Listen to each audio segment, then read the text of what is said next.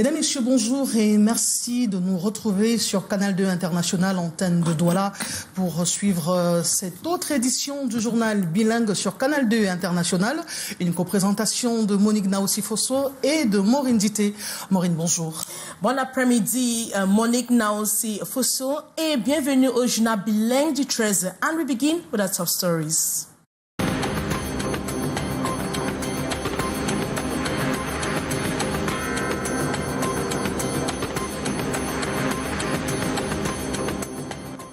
Mutilation génitale féminine, une torture dont sont victimes des milliers de jeunes filles au Cameroun. Au nom de la tradition, les auteurs de ces pratiques font fi de toute loi nationale et internationale qui interdisent cette souffrance infligée à la jeune fille. Une sorte de chirurgie sans anesthésie. Dans ce 13h, une victime raconte les atrocités qu'elle a subies. C'est dans le cadre de la 18e édition de la Journée nationale de la tolérance zéro à cette mutilation.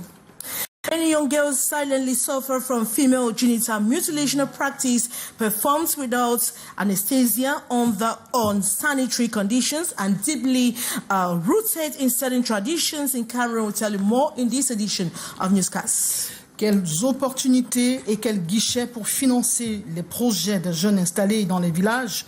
Des questions posées aux politiques dans la localité de Belel, arrondissement. C'est dans la région de la Damawa et c'est en prélude à la célébration de la fête de la jeunesse. And in Cameroon, thousands of young graduates enter the labor market each year, yet many struggle to find employment.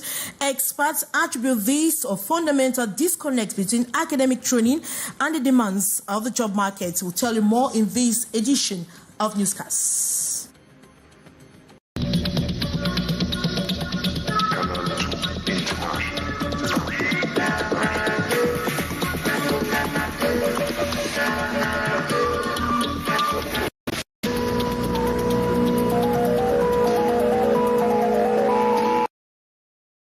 Morning now, si vous avez la première partie en langue française, but you're talking about female genital mutilation. Bien sûr, Maureen Dité, au Cameroun, de nombreuses jeunes filles continuent de subir en silence les mutilations génitales, une pratique qui se réalise sans anesthésie dans des conditions insalubres. Et elle est faite au nom de la tradition dans certaines localités du Cameroun et donc à l'occasion de la 18e journée internationale de la tolérance zéro contre ces mutilations. Le ministre de la Femme et de la Famille appelle à briser le silence et à l'occasion justement de cette cérémonie à Yaoundé, on a vécu le témoignage d'une survivante qui rappelle les atrocités et appelle à l'urgence à mettre un terme à cette pratique. Delphine Fonkouténé. Elle brise le silence malgré la douleur et le traumatisme pour raconter son calvaire. À 5 ans, ses oncles et tantes l'ont soumise aux mutilations génitales féminines. Ils m'ont ligoté, ils ont écarté mes entrejambes, ils ont pris une lame qui chauffait et puis ils m'ont coupé une partie de moi.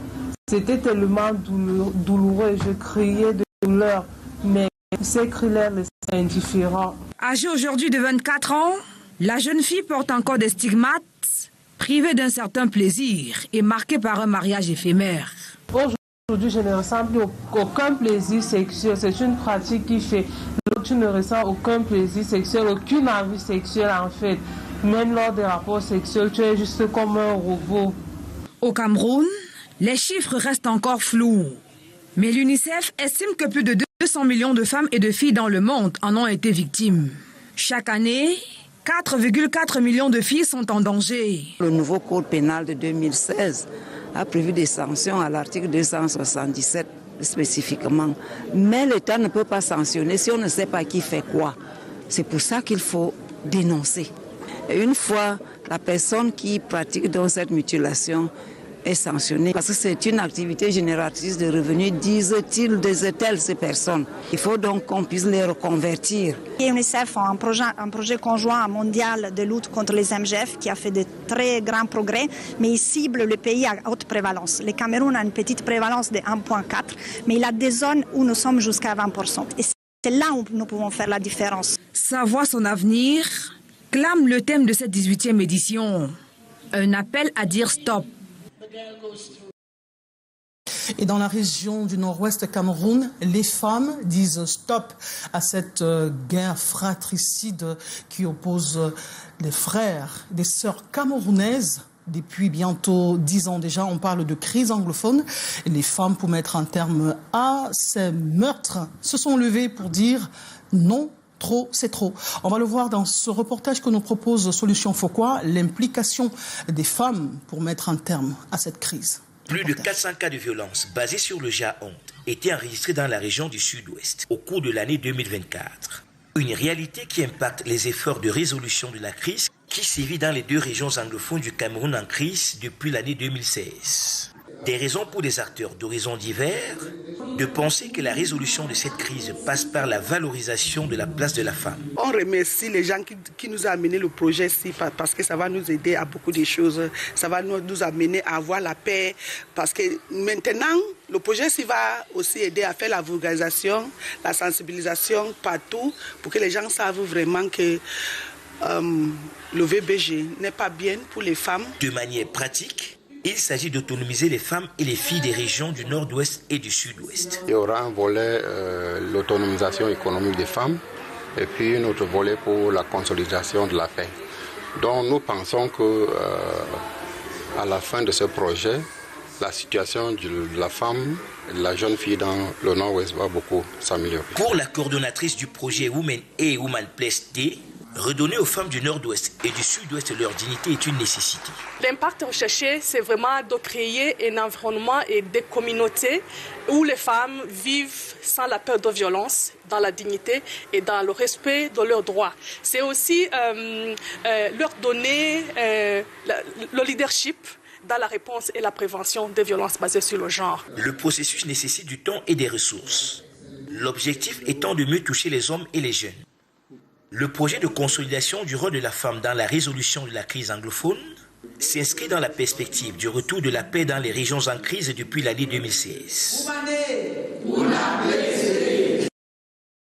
Une note triste dans ce journal. Le haut commis de l'État, Aboué Matouyi, a entamé son voyage vers l'éternité ce 7 février 2025 à Yaoundé.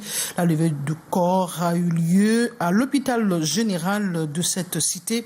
Il y a de cela quelques instants seulement. Occasion pour sa famille, ses amis et connaissances, ainsi que des personnalités de lui dire au revoir et confier le repos de son âme à Dieu. Une prière dite par un collège de pasteurs, comme vous pouvez le voir en images, des images qui ont été réalisées par Serge Alain Ziebou. Nous y reviendrons dans nos prochaines éditions. La suite du journal, c'est avec vous, Maureen Dité. Nous nous rendons justement dans ces quartiers où sème la terreur. La terreur est sémée par des gangs de bandits dans des domiciles. Of course, Monique, a gang specialized in breaking homes has been neutralized by special regiment operation units of Yaoundé. In Yaoundé, the supposed armed robbers were cracked down following numerous complaints from the population, and they were presented to the public. As we hear in this story with our reporter, Hyson Cha. End of the road for the supposed men of the underworld who have dealt with some Yaoundé inhabitants, breaking homes for money and valuable items. Their latest victims are Mr. and Mrs. Asaga Tala Christian. They put all the homes where they succeeded to collect the sum of 1 million francs CFA and valuable belongings, and they scamper off with the car belonging to the Mr. Asaga's wife. And under the coordination of the head of the Central Regional Division of the Judicial Police, Police Commissioner Moise Emane, the commander of the Special Operation Regiment, launched an intensive search, cracking down 3 suspects in Biteng and Komo neighborhoods in possession of 2 firearms and 5 ammunitions on the night of January 10th and 11, 2025. The 4th member of the gang, alias Vieux Père, is later arrested in Bafoussam with a Toyota Yaris car stolen from the Isaga's family. He was at the verge of selling the vehicle for just 300,000 francs CFA. And with the green cases of armed robbery, the police authorities won. Brilliant. The security implies the responsibility of everyone because everyone can be victim of such attack. So we want here to cooperate with police forces. And such denunciations can be done through 117 or 1,500 toll-free lines. Worn-out banknotes in circulation have become a veritable headache for users in Cameroon, causing disputes and degradation, sparking frustration among the population. And as a result, many are calling for more efficient system to exchange damaged banknotes. More in the following story. Or payments and exchanges are the loss, the difficulties encountered are numerous for their use in the economic circuit. When I go to buy any goods, traders would reject torn or worn-out banknotes. You are either forced to change the money or not buy the goods at all. When I receive any worn-out banknotes, I reject them, but might accept them if I'm finally convinced. Far from their quality, it's their poor handling that is being questioned by the population. On the ground, in markets, shops and other business spots, we found out that worn-out, degraded and sometimes torn banknotes are avoided by users due to their difficult circulation in economic transactions. When I receive a worn-out or torn banknote, I first check if the number on it is visible enough before I take it. I have changed the torn notes from some people who buy them, but at a loss. Users are daily confronted with this situation and are increasing their vigilance to find practical ways to get rid of them. According to them, the rapid degradation of banknotes is due to poor handling and conservation. Généralement, les biens s'usent parce que les gens utilisent mal. At home and in the bank, but sometimes it's affected by the cold.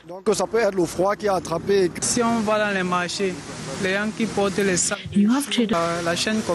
The Bank of Central Africa States invites individuals in possession of damaged banknotes to present themselves at the National Directorate of the BEAC in Yaoundé for a free exchange. And currency control is aimed at fighting currencies on trains. Hence, the condition and procedures for currency transactions are regulated, particularly when converting from CFA francs to dollars and even euros. A conference to deliberate on the problematic held in Douala. Wonderful story. Currency regulation in Cameroon dates back in 2018, and it remains crucial for ensuring financial stability. Despite the efforts of state leaders, illegal exchange practices continue to plague the system.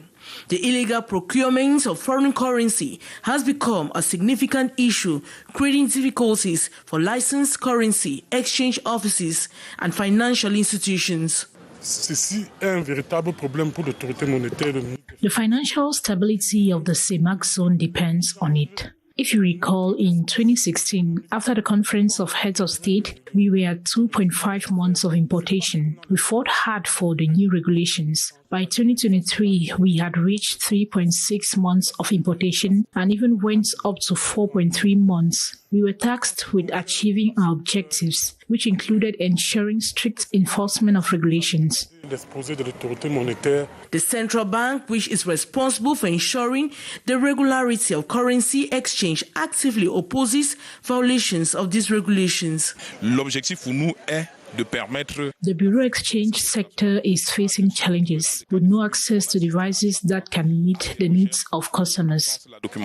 Adhering to currency regulation benefits the broader community, fostering a stable financial environment. Le non-respect de la réglementation de change, ça met en difficulté. We are defending our country. The non-respect of exchange regulations in different countries is a concern, and these measures are in place to guarantee the stability of the currency in the sub-region. D'accord, et vous savez que quand vous respectez pas. In Douala, financial actors continue to raise questions about the practical implementation and enforcement of currency regulations, highlighting the ongoing challenges in tackling illegal currency practices. This situation poses a growing challenge to Cameroon's financial system, and regulatory authorities are working hard to ensure compliance and curb illegal trading of foreign currency. Morning, now see how the rest of the news in the French language. Mais vous parler des lancements de la fête de la jeunesse à Bafia. Bien sûr, Maureen Dité, la 59e édition de la fête de la jeunesse vient d'être lancée à Bafia et singulièrement dans la ville. On observe des marches sportives qui attirent du beau monde. On va vivre cette ambiance dans ce récit que nous propose Fatima Ndale sur les images de notre correspondant Espoir Baïha. 7 kilomètres, c'est la distance parcourue ce matin par les jeunes de l'arrondissement de Bafia. Une marche sportive accompagnée des autorités administratives, municipales et des secteurs. De voir nos frères jeunes, de pouvoir assister à la 52e édition.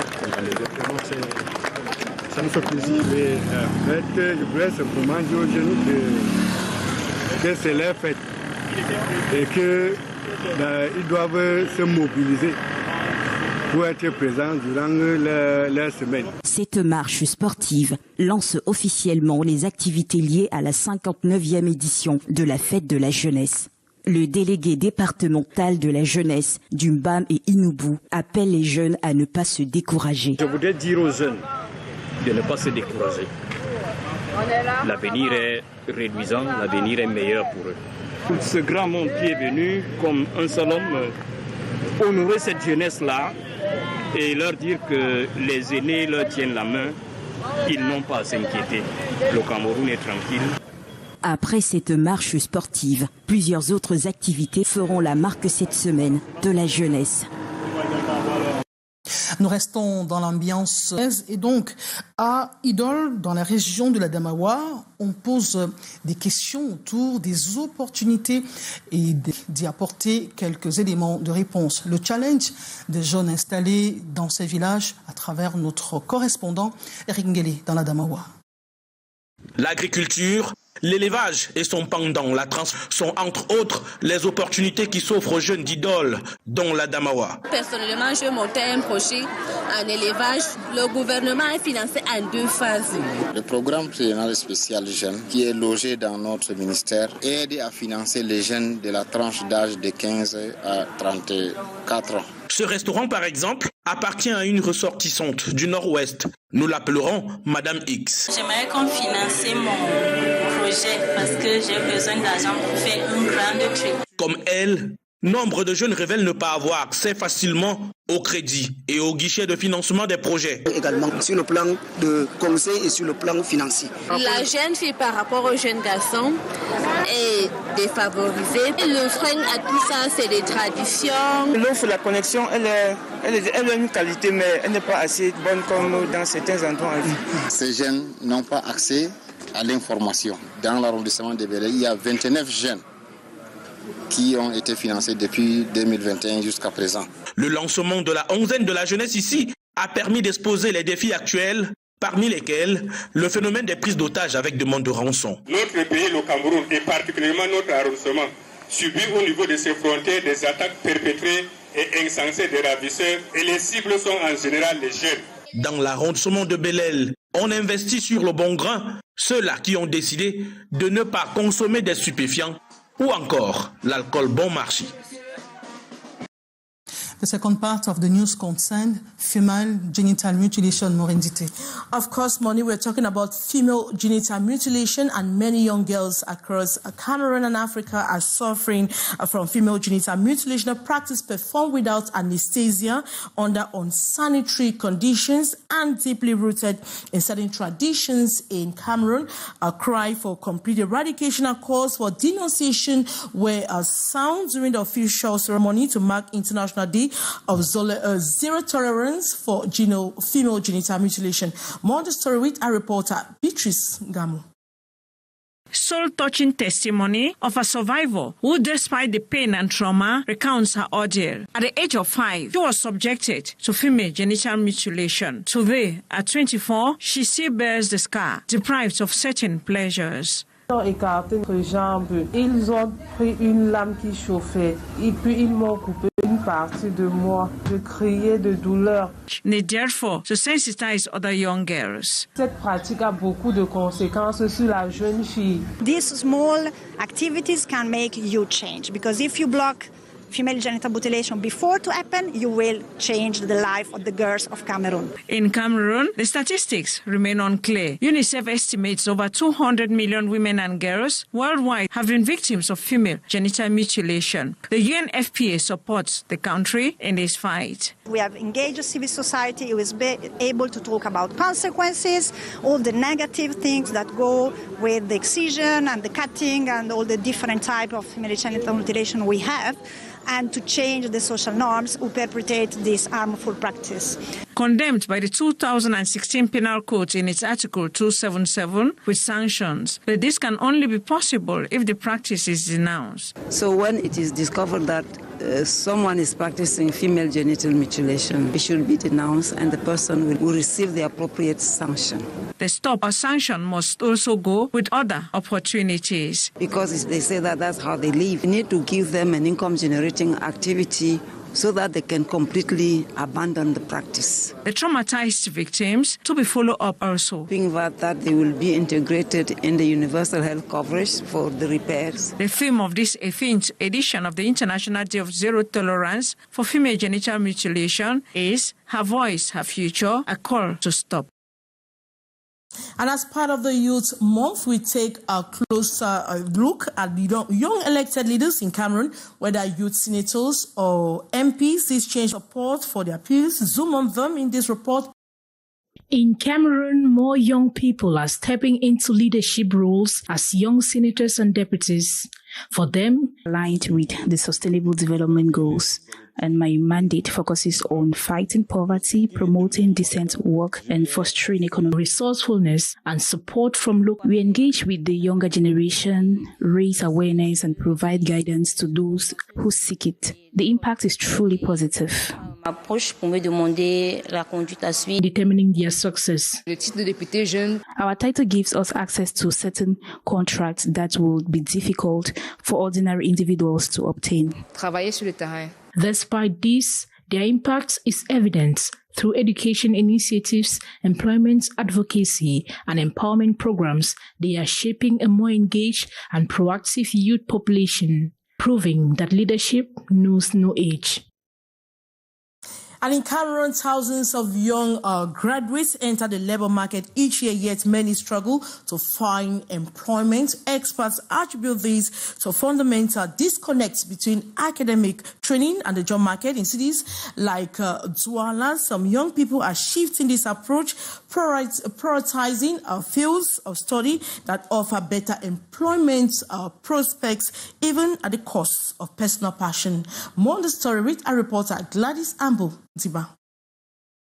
After years of academic study, many graduates are left facing an uncertain future, unable to secure jobs in their chosen fields. The reality, according to experts, is that university training in Cameroon does not always align with the skills required in the job market.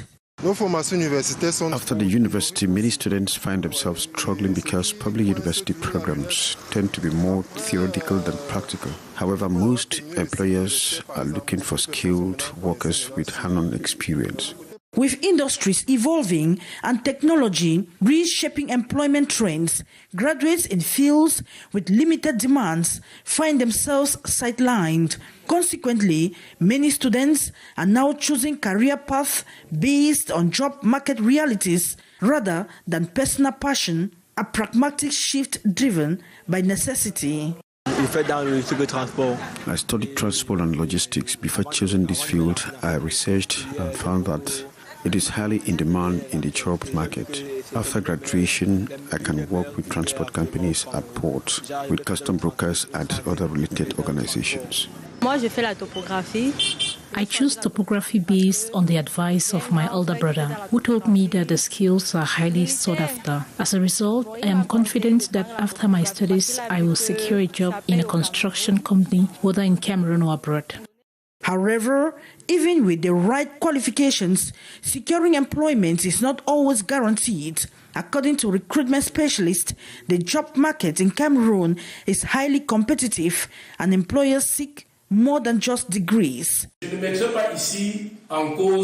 issue isn't the quality of trainer, but the mindset of the applicants. Many graduates expect special treatment, and experienced professionals often over-rely on technical skills. However, success in a company depends